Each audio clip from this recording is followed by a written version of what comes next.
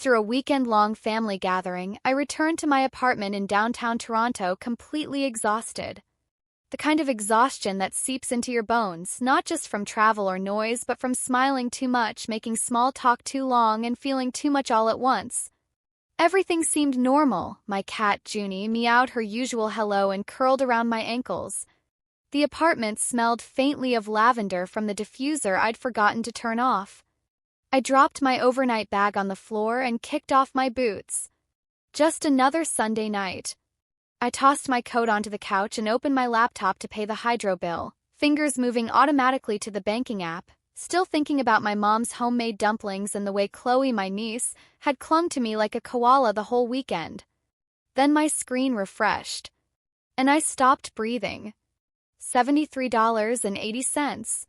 I blinked. Then again. Maybe I'd clicked the wrong account. Maybe it hadn't loaded properly. I exited the app, reopened it. Same number. $73.80. I checked it 3 more times. Just 2 days ago, I had over $11,000 in that account. My emergency fund. My rent, my peace of mind. Gone. I sat back, heart hammering, and stared at the screen as if I could will it to make sense. Maybe it was a glitch. Maybe I was overtired. But my hands had already gone cold. My palms clammy. I couldn't swallow. I clicked into the transaction history. A wave of nausea rolled through me. Multiple withdrawals. Transfers. None of them familiar. I felt the blood drain from my face. My heart pounded against my ribs like someone knocking, desperate to be let out. With shaking hands, I called the bank. The wait music buzzed in my ear like static. When the customer service rep finally came on, I stumbled through the security questions. She paused after verifying my account. Ms. Chen, the transactions were made from a device previously logged into your account. The IP address matches one on file. Looks like a personal computer used recently in Markham. Markham? My mom's house. I stood up too fast and the room tilted. I grabbed my keys. The drive back felt both endless and instant. I barely remembered the roads, only the blur of red taillights and the sound of my own pulse in my ears. Just yesterday, that same house had been full of laughter, hot tea, loud uncles, and cousin gossip. A whirlwind of hugs and birthday cake. And now I stood in that same old kitchen, the one I grew up in, gripping the edge of the counter like it might steady me. I reached for a glass of water from the cupboard. My hands trembled so badly I almost dropped it. "You're back already?" Emily's voice floated in from the living room. Casual. Carefree. Like nothing had happened. She sat on the couch with her legs crossed, swirling a glass of red wine. Not even a flicker of concern in her expression. I just checked my account. I tried to keep my voice calm, but the tightness in my throat betrayed me. Trevor stepped out from the kitchen behind me, holding a can of ginger ale like it was a lazy Sunday afternoon. He leaned against the fridge, smirking slightly. "Oh, that," he said, barely glancing at me. "We needed that money more than you did, Mira." It hit like a slap. I froze. For a moment I couldn't breathe, couldn't speak. Just stood there, stunned. Emily let out a soft chuckle. "Don't be so dramatic," she said with a shrug. "You've got a good job. No debt. No kids. You live alone. You're fine." I turned to our mother, who sat in the corner armchair knitting. Her expression didn't change. She didn't even look up. "Mom, did you know about this?" She sighed, voice low and patient, like I'd just said the soup was too salty. "You're always so sensitive, Mira. You have more. What's wrong with helping your family a little?" I turned to Dad. He didn't look up from his phone.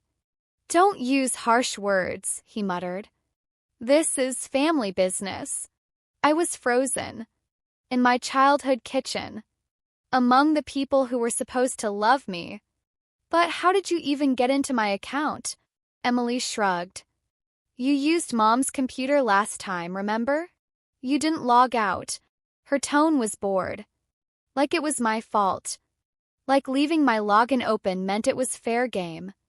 My fingers curled into fists, nails digging into my palms. My heart was racing, sick and fast. Trevor raised an eyebrow. It's not like we blew it on luxury, rent, groceries, just to survive. Otherwise, we'd be starving. I looked around. Not one apology. Not one guilty glance. Not even a pretense of regret. What did I do to deserve this? I whispered. No one answered. Emily sipped her wine. You can earn it back. Don't be so selfish. I slowly picked up my purse. No one stopped me. No one asked if I was okay. As I stepped toward the door, Mom said softly, almost out of habit, "Don't forget Sunday dinner." I paused at the doorway, my hand on the knob. I turned back. If you think I'm just going to let this go, I met Emily's eyes. Wait and see what happens next. She laughed. God, Mira. You're being theatrical. Honestly, grow up. We needed that money more than you. Don't be selfish. I didn't respond. Inside, it had started to rain. Inside me, another storm was building. I didn't go home right away. I pulled into a small lot near High Park, the same place I usually jog on Saturday mornings. I turned off the engine. Sat in silence. I opened the app again. $73.80. Till there. Till shameless. I couldn't even say I was surprised. Somewhere deep inside, I'd always known this was coming. I had just hoped it never would. I was 27 when Emily first asked for help. Her phone got cut off. Just $100 or $200, she said. I'll pay you back. Then came Trevor. Between jobs. Just a little help till next week. Then Chloe's birthdays. She really wants something special this year. I chipped in for a trampoline one year. The next, an iPad. Mom called once because the hydro bill was overdue. You're the stable one, Mira.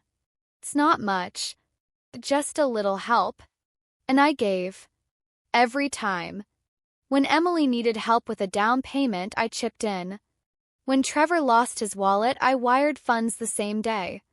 When Mom's heater broke, I dipped into my travel savings. No one asked if I could afford it. They just said, "You're doing well. You don't have to worry like the rest of us." They called it a compliment. But it wasn't gratitude. It was expectation. Unspoken but sharp as a knife. I skipped vacations. Delayed dental work. Said no to nights out with friends. Because I had to be the strong one. I was the emergency contact. The backup plan. The financial fallback. And now they didn't even ask. They just took. The rain tapped lightly against the windshield. I turned on the radio, hoping for distraction. Soft jazz hummed in the background, but it couldn't touch the ache in my chest. My phone buzzed. A message from Mom. Emily said you're upset. Don't make a big deal, sweetheart. We're family. Family. Why did that word feel like a threat now? I used to think if I just stayed generous enough, patient enough, they'd see. They'd say thank you. Maybe even ask how I was. But they never did. Because in their eyes, I didn't need help. And the one who doesn't need help is the one expected to give it all. I took a deep breath. Then I opened my notes app. And I started writing it all down. Every payment. Every transfer. Every late-night call. Every time I denied myself for them. Not because I planned to ask for it back. But so I'd never forget. So I'd never let it happen again. I don't know how long I sat there in the car. Rain streaked the windshield in silver ribbons. People passed by with umbrellas, walking dogs, jogging through puddles like it was any other Sunday. But inside my car, time had stopped. Or maybe it cracked open. I didn't cry. It was worse than that, I just felt empty. Like something had been drained out of me. Not just the money. Something deeper. Something I hadn't even realized I'd been losing piece by piece over the years. I used to think of myself as resilient, strong, practical. But suddenly I wasn't sure if that strength had really just been me putting up with things no one ever should have asked me to carry. The next morning, I didn't go straight to work. I called in for a personal day, which felt ridiculous because I'd barely taken a single one in the past year. Even during holidays, I was the one who logged in to check emails. The one who stepped in when someone else missed a deadline. The one who was always on. That morning, I wasn't on. I was on edge. I opened my laptop again and requested a full transaction report from my bank for the last 10 days. It arrived an hour later. 17 pages long. I printed it out and sat on the floor of my living room with a highlighter, a pen, and a sick feeling in my stomach. I marked every transaction that didn't belong. Some were small. Grocery store purchases. Restaurant takeout. But one line stood out, a $2,800 transfer from an IP address tagged to my mom's house. I sat there, holding the paper like it had burned me. I had never logged into my bank account from that computer. I'd only checked my email and my calendar. I was always careful. But someone else hadn't been. Or maybe they were too careful, deliberately so. Someone had waited. Watched. Took advantage of a moment I didn't even know I'd left open.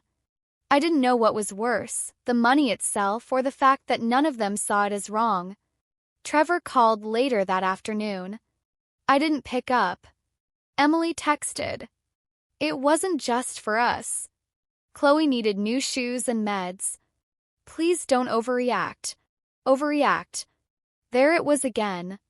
That word that always showed up right after I tried to set a boundary. The next weekend, I drove back to Markham. Not out of forgiveness or weakness, but clarity. I needed to see their faces.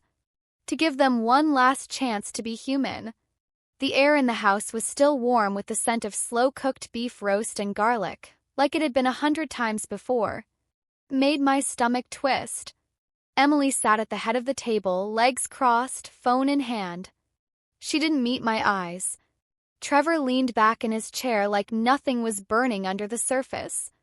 I placed the thick stack of paper on the table. I reviewed my transactions, I said. The account was accessed from Mom's computer. But I never logged into my banking from there. Not once. Silence. Grace, Mom, picked at her salad as though I'd just asked about the weather. Stephen, Dad, hid behind his newspaper, only his thinning hair visible above the pages. Emily finally looked up. Her tone wasn't angry, just tired and annoyed like I was being inconvenient. You left it open. It's not like we hacked anything. I looked at her directly. So you admit it. She shrugged. I saw it open. You didn't lock it. It's not like it's the first time you helped. I didn't agree to help this time. Trevor placed his glass down with a soft clink. You're always so dramatic. This isn't stealing, it's helping each other. It's family. No, I said, my voice firm. Helping is when someone asks and someone else agrees. This was taking. Without permission. That's theft. My mom looked up for the first time. Her voice was that same soft, infuriating tone she always used when she thought I was being difficult. Mira, you live alone. You don't have anyone relying on you. Emily's raising a child. Trevor's still figuring things out. Family is about sharing. Sharing? I laughed, but there was no humor in it. Is that what this is? Quietly draining my entire savings and calling it sharing. Dad finally lowered his newspaper. His brows pulled together in mild irritation. Don't be so harsh. You've always been the strongest one. You can handle this.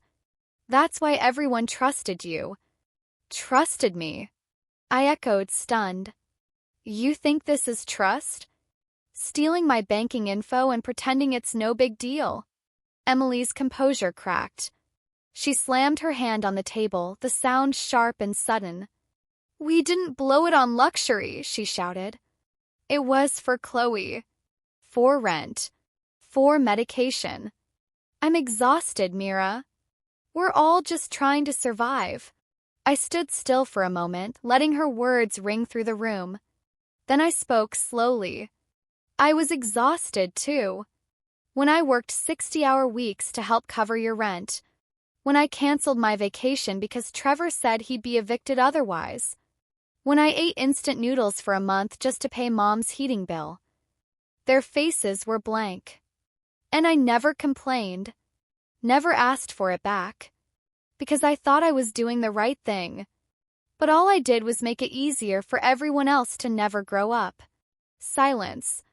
Only the ticking of the old kitchen clock filled the room. I stood up, pulled a folder from my purse and tucked the transaction report inside. As I turned to leave, I paused one last time at the archway. If this is how you treat the only person who never asked for a cent from you, don't be surprised when I start taking back what I deserve. Trevor scoffed. What are you gonna do, Mira? Call the cops. I met his eyes. Calm. Unblinking. Just wait and see. Then I walked out of the house I had once called home.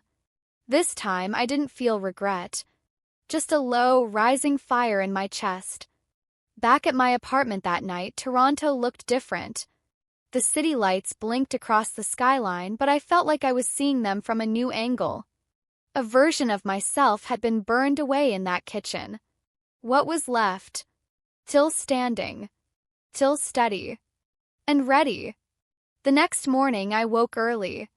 Made coffee. Sat at my desk. I didn't even hesitate. I opened a spreadsheet. Started a new file. Personal Financial Contributions Family, 2019 to 2024. Line by line I logged it all. $110 Emily's phone bill. $275 Trevor's rent help, January 2020.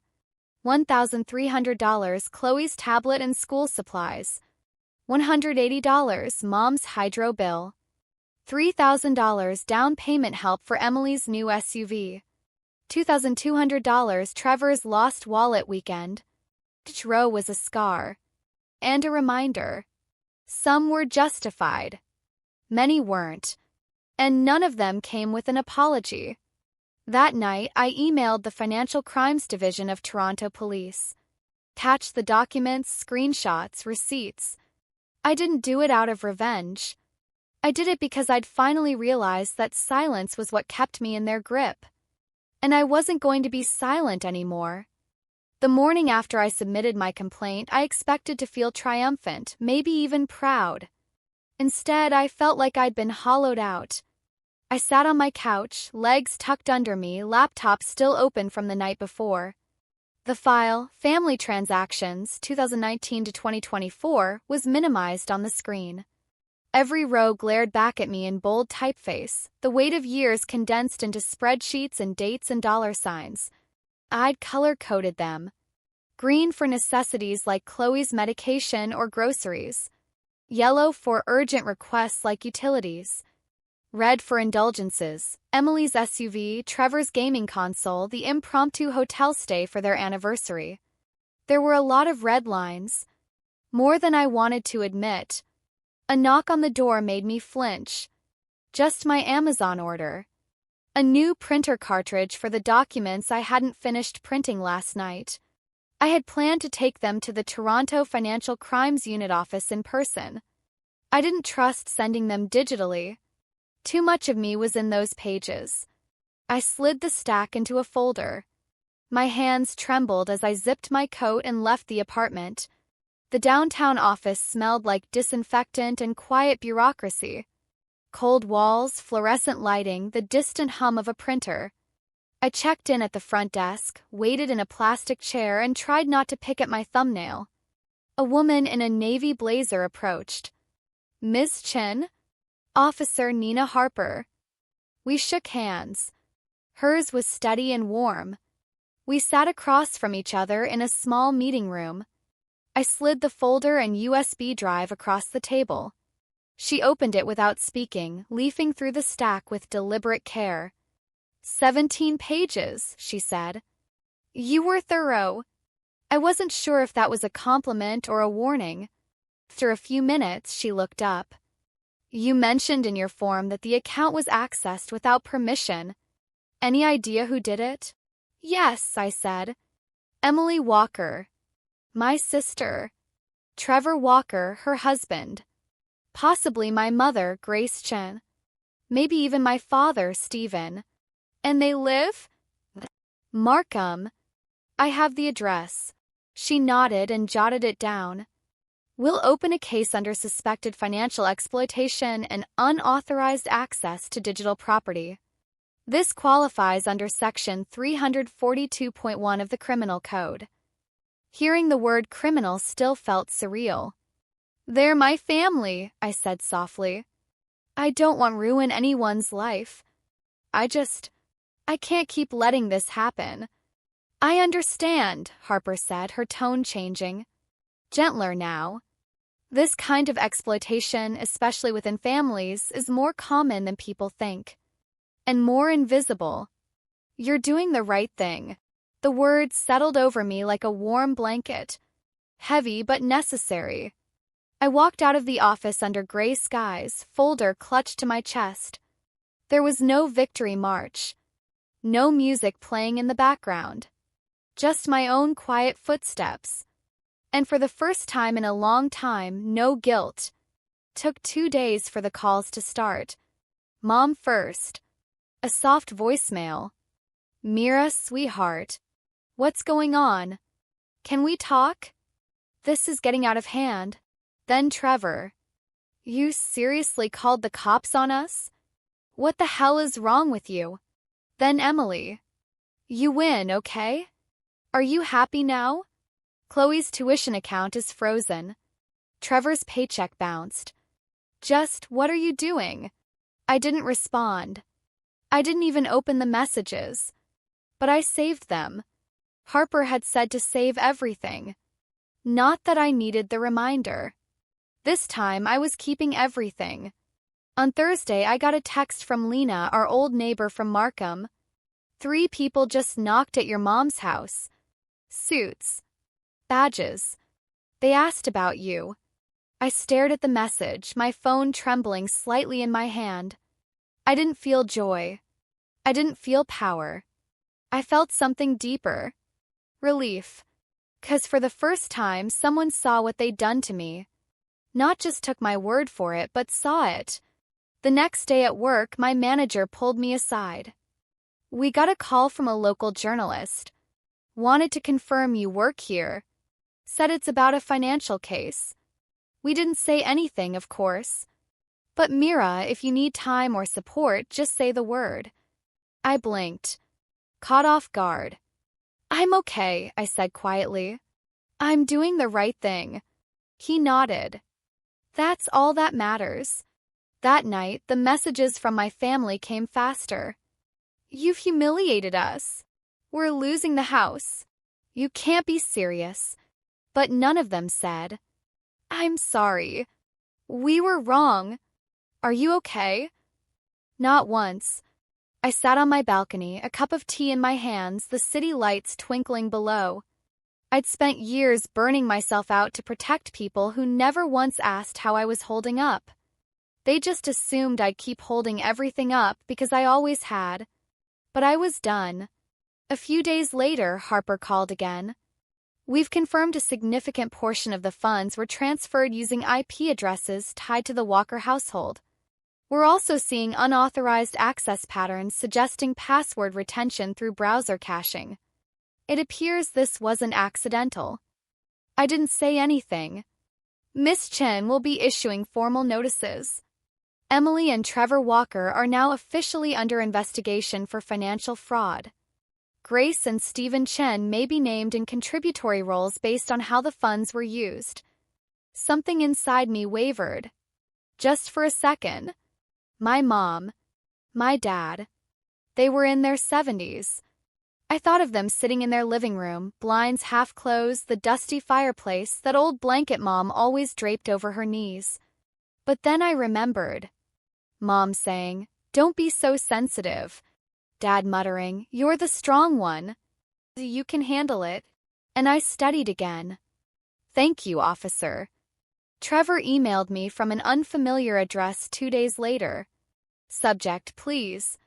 Mira, I know we messed up, but I've been suspended from work. They're looking into my accounts. I can't lose everything over one mistake. Can't you just say something? Help me fix this?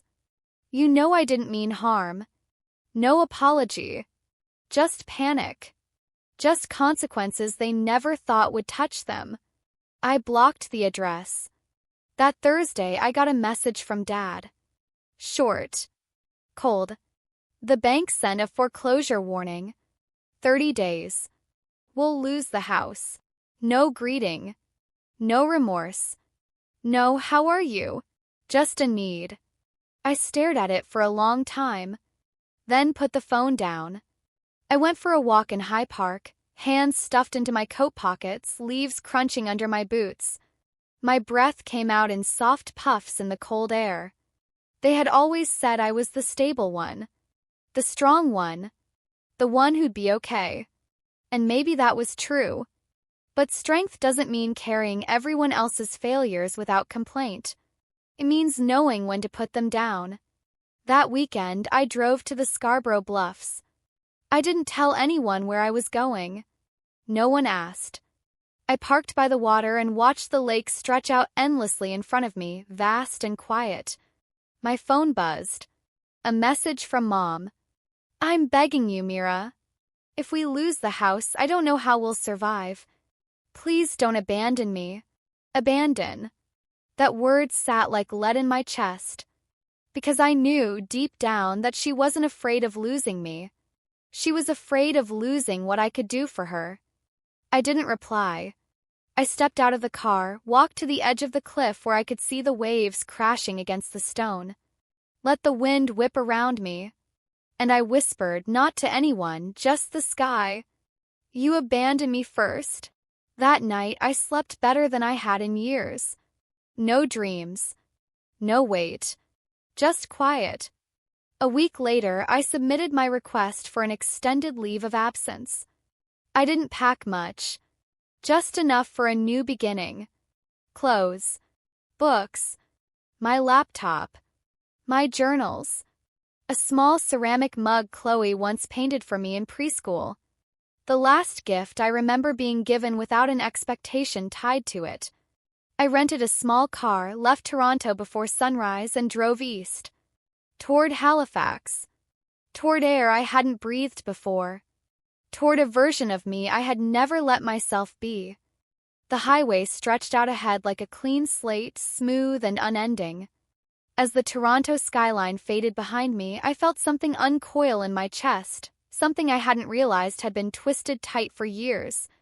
It wasn't freedom, not quite. Not yet. But it was something like it. Distance. And distance sometimes is its own kind of grace. I took my time crossing Ontario, then Quebec, then New Brunswick. No one called. No one asked where I was. The same people who once couldn't go a week without a quick favor or a small ask were suddenly silent. I stopped in tiny towns, walked unfamiliar sidewalks, ate in quiet diners with fogged-up windows and kind-eyed waitresses who didn't expect anything from me. I didn't tell them my name. And for once, that felt good. By the time I reached Halifax, 3 days later, the ocean was waiting. I had first visited the city on a business trip 4 years ago, back when I was still adjusting to a promotion and saying yes to everything because I thought it would prove my worth. I had only been in Halifax for 24 hours, but I never forgot how I felt walking along the harbor boardwalk that evening. The air smelled like salt and cedar. The streets were slower, softer. Cafes glowed with yellow light. I had sat at a little bistro near the water, sipping Earl Grey and watching people laugh over steaming bowls of chowder. I remember thinking, I could breathe here. Now I had returned, not just to breathe but to stay. I found a studio apartment in the North End just a few blocks from the ocean. White walls, slanted windows, a little balcony with room for 2 chairs and a potted plant. Nothing extravagant, but it felt like mine. I unpacked slowly. Every item I placed had purpose.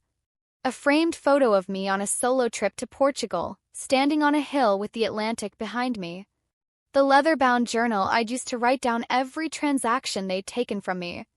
A small candle shaped like a lotus. Peaceful. Full. For the first time in years, I didn't have to clear space for someone else's needs. I changed my number.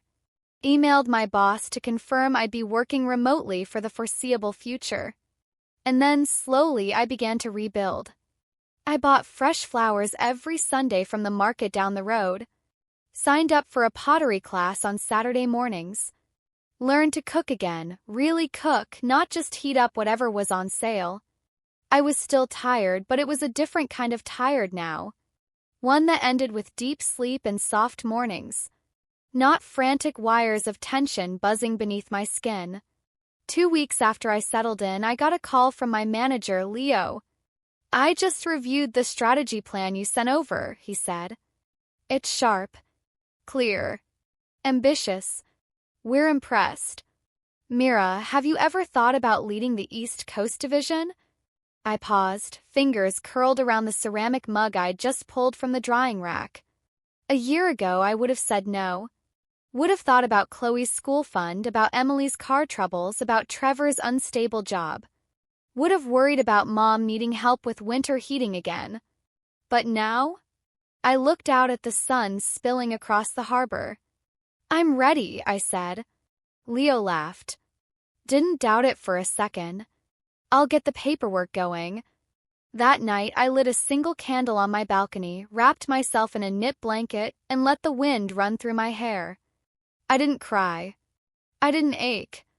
I just sat in the quiet and let it hold me. A few days later, I received an unexpected email. Subject: "Thank you, Mira." From Jenna Marshall. I had to read the name twice before I remembered her. Trevor's cousin. Quiet girl. Maybe 22 now. She used to babysit Chloe sometimes, always soft-spoken, always in the background at family gatherings. I opened it. "You probably don't remember me well. I'm Jenna, Trevor's cousin. I just wanted to say thank you. I heard about what happened. I won't pretend to know all the details. But I wanted to say, I admire you. I've been stuck in a similar loop with my own family. They say I'm lucky because I don't have kids or debt. I've been working 2 jobs just to send money home. And when I tried to stop, they called me selfish. But when I heard what you did, how you stood up, how you walked away, it lit something in me. You helped me realize saying no isn't cruel. Self-preservation. So thank you for making someone like me feel a little less alone." I sat there frozen. Every word felt like a drop landing in the still, wide pond inside me. Tiny ripples, quiet at first, then bigger.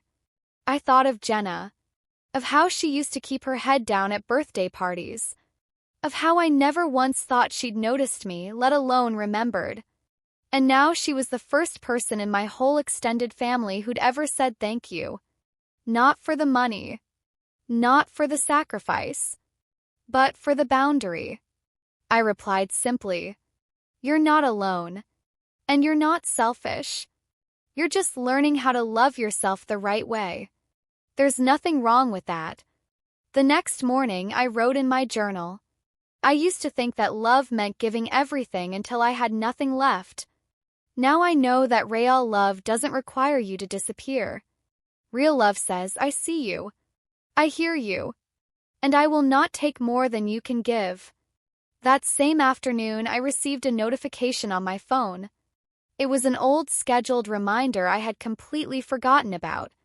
Send money for Chloe's dance class. I stared at the screen. Not out of guilt. Not out of anger. But because that version of me, the one who set that reminder, was gone. I deleted it. And then, for the first time, I did something I hadn't done in years. I walked to the little boutique downtown and bought myself a red coat. Bright, soft, unapologetic. I wore it home under the soft Halifax drizzle. And I smiled. Not because anything had magically healed overnight, but because I had started. By my third week in Halifax, something in me had started to settle. Not like dust after a storm, more like a body adjusting to its own weight. I was getting reacquainted with myself.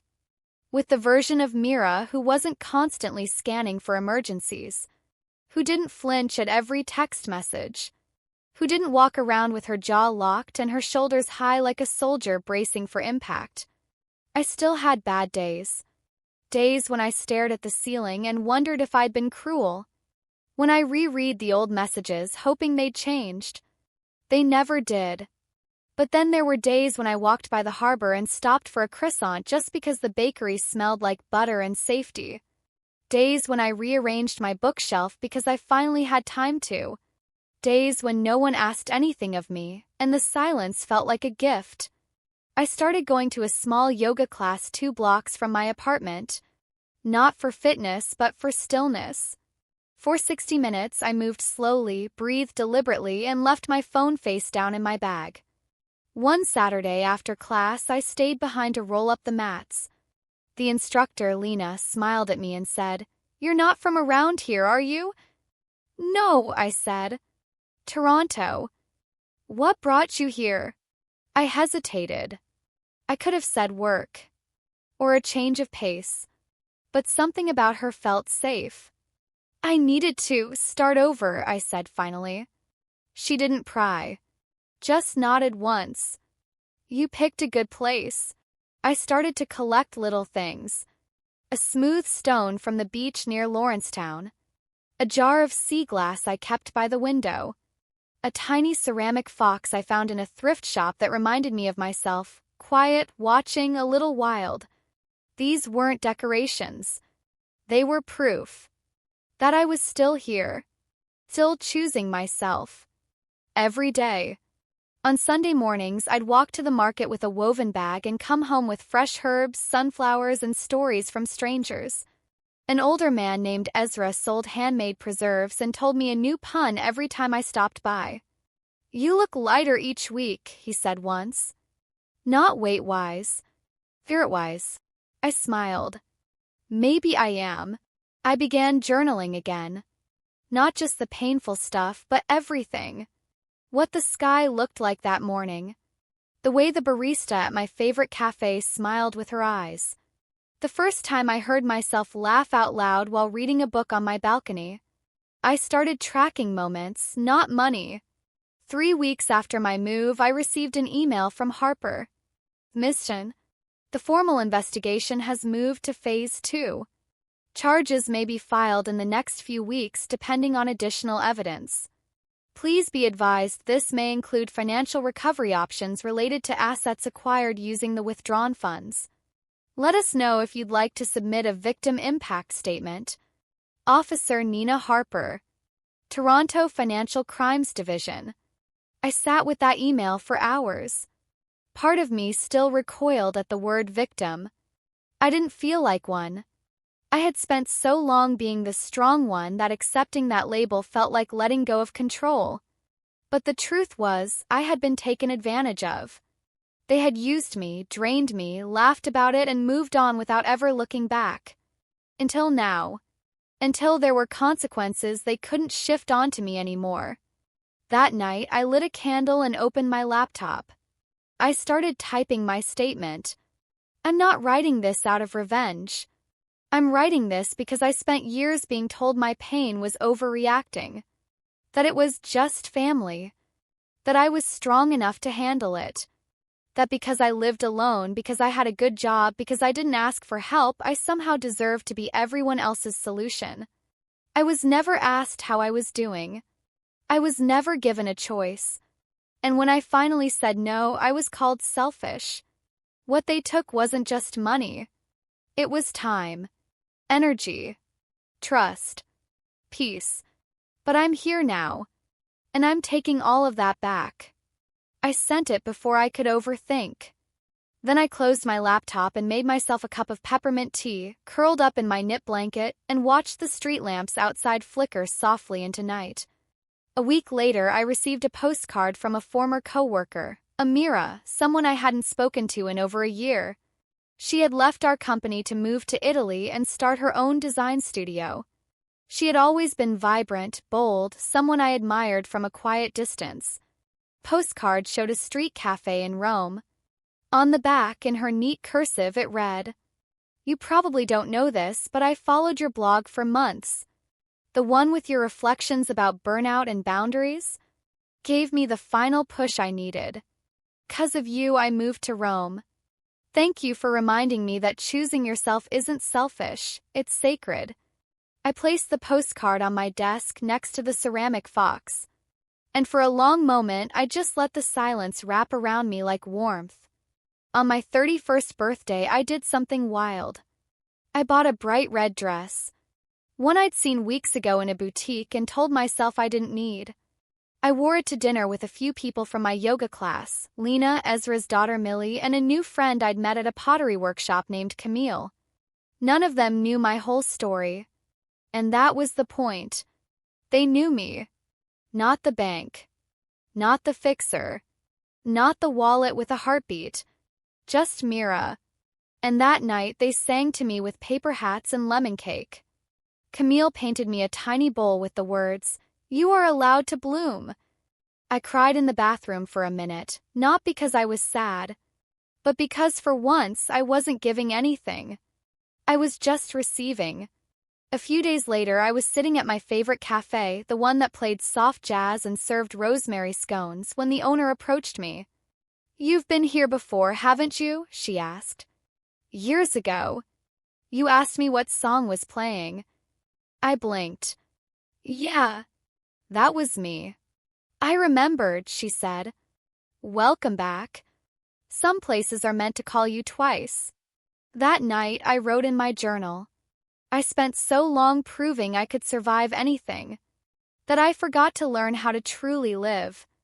This right here is the first breath I've taken just for me." A week later, I went for a walk in Point Pleasant Park, where the leaves had started turning gold at the edges. The air was crisp, the kind that made you tuck your scarf in closer and breathe deeper. A little girl rode by on a bike, her mom jogging behind her, laughing and calling out, "Slow down, sweetheart!" The girl's laugh echoed through the trees. I stopped for a moment, coffee in hand, and just watched. A moment that might seem small to someone else. But to me, it was everything. 'Cause in that still second, I felt the weight lift. Not all at once, but noticeably. I had stopped waiting for an apology that would never come. I had stopped hoping for them to change. And instead, I had started changing myself. I returned home that evening, lit a candle, and opened my blog. For the first time in months, I wrote a post not about pain or survival or betrayal, but about joy. Today, I wore a red dress and no one asked how much it cost. Today, I ate cake I didn't bake and drank wine I didn't pay for and laughed without checking my bank app. Today, I was just Mira. And that was enough. It was a Monday morning when the final message came. I was watering the plants on my balcony, lavender, basil, and a stubborn little fern I'd been nursing back to life, when my phone buzzed with a new voicemail. Mom. Her name blinked on my screen like a memory I wasn't sure I wanted to open. I let it sit.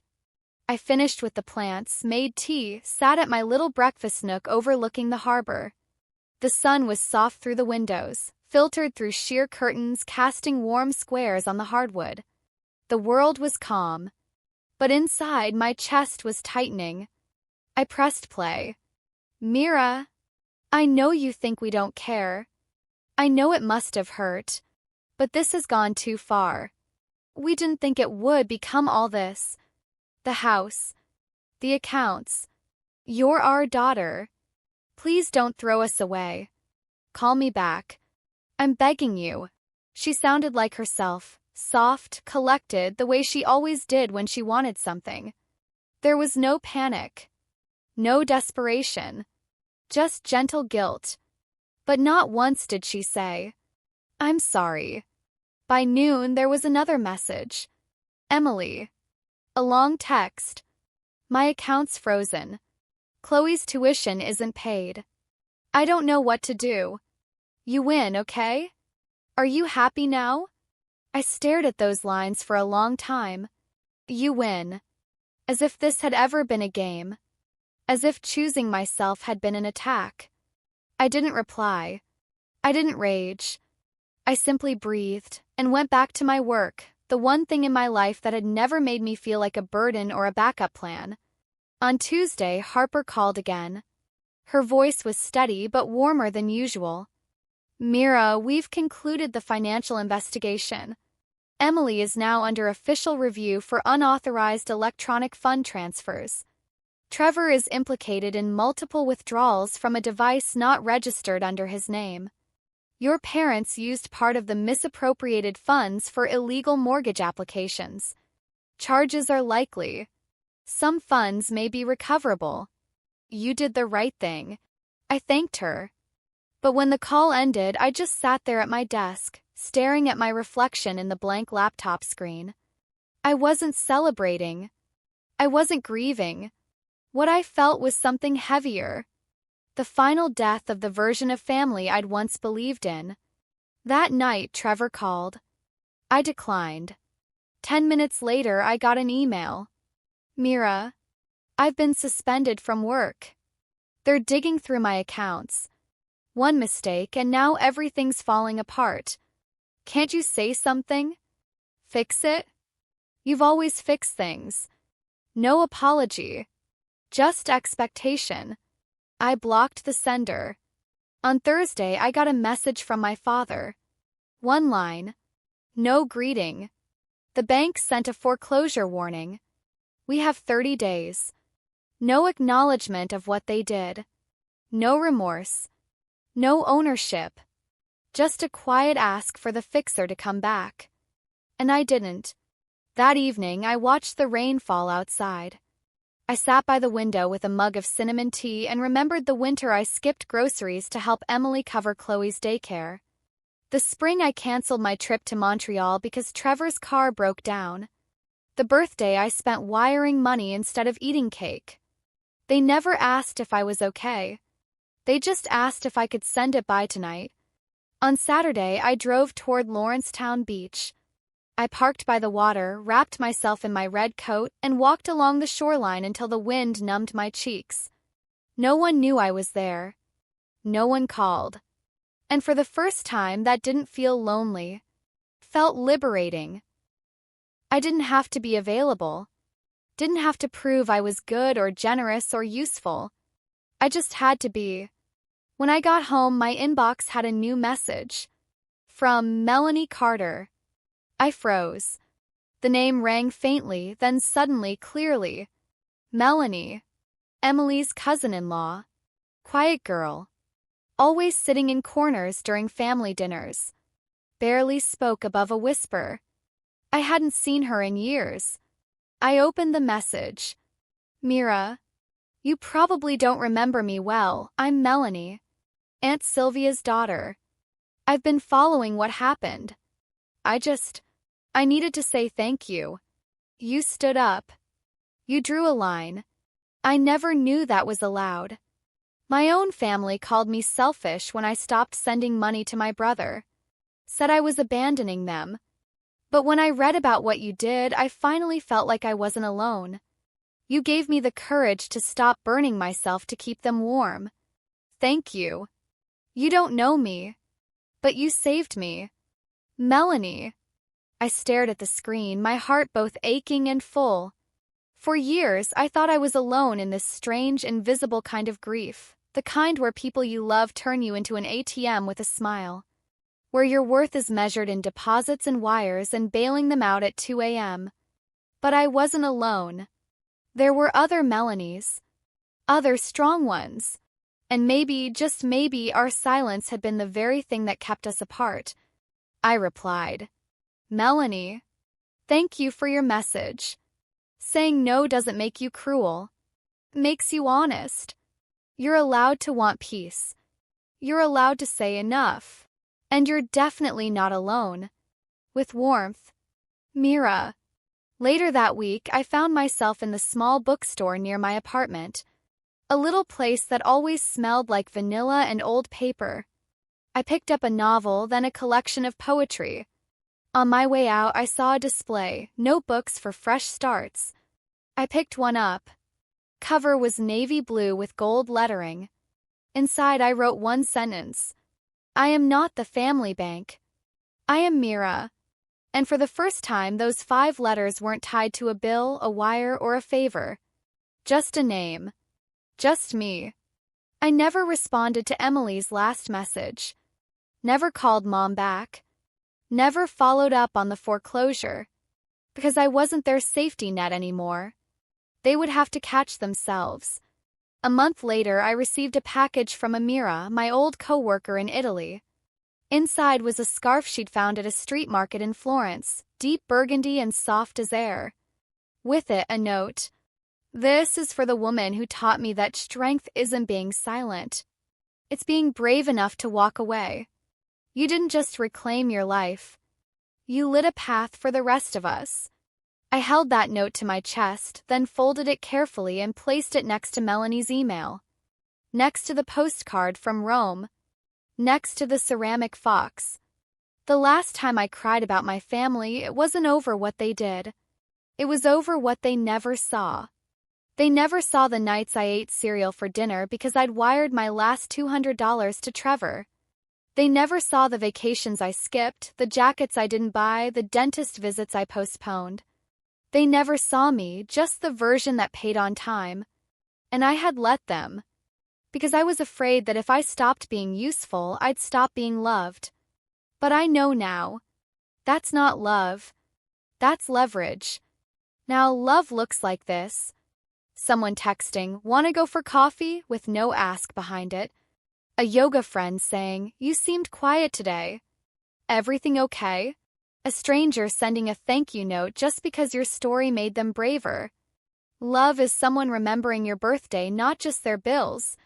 One morning, as autumn settled into Halifax like an exhale, I found myself back at the cafe I'd first discovered 4 years ago, the one with jazz music and lemon scones. The same table by the window. The same warm lighting. The owner smiled when she saw me. "You again," she said. Still wearing that quiet strength. I smiled back. Feels different this time. Better. Realer. That evening, I walked along the harbor, leaves swirling at my feet, air crisp and kind. I paused on a bench, watching the sun melt into the sea. And I whispered something I never thought I'd say. I forgive them. Not because they earned it. Not because they asked for it. But because I no longer need them to understand. I'm not waiting for closure. I am my own. When I returned home, I lit a candle, poured a glass of red wine, and opened my journal. I wrote, "I spent my youth guarding a door for people who never walked through it. They just reached in and took what they wanted. Now I've locked that door. And I'm keeping the key." The next day, I received one more message from Mom. Just one line. "I hope you're happy, Mira." And for the first time in my life, I was able to answer, without anger, without fear. And not to her, but to myself. Yes, I am.